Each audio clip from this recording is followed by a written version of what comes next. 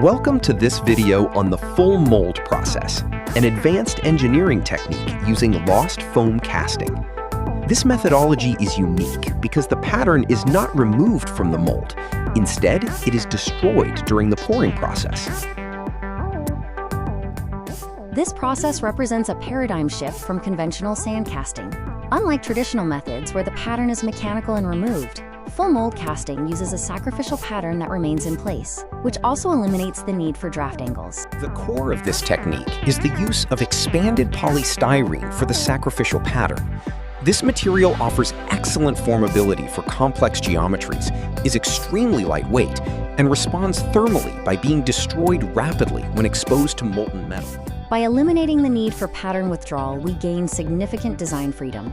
This approach allows for arbitrary undercuts that would be impossible in conventional casting, representing a major advantage in design for manufacture. Pattern assembly allows us to build complexity by incorporating multiple components and internal features into a single foam assembly. This simplifies manufacturing by combining simple pieces into one complex, cohesive whole. The process begins with sand and support. The pattern represents the external geometry of the casting. Sand is packed tightly around it to hold the shape, while the gating system provides a path for the molten metal to reach the foam. Next is the mechanics of displacement. As molten metal is poured, it consumes the foam pattern. The metal gradually replaces the volume previously occupied by the foam, resulting in the final desired casting. Understanding the physics of gas and permeability is critical. As the foam decomposes, it generates significant volumes of gas. The mold must be permeable enough to allow these gases to escape to prevent defects in the final casting.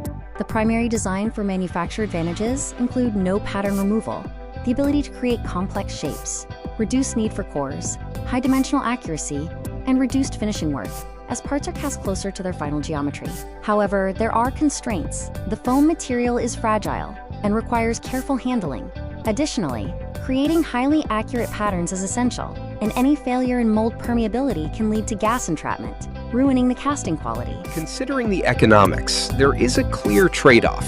While we eliminate complex mold making, we must manufacture a new foam pattern for every single casting. This makes the process less attractive for low-volume production of simple parts.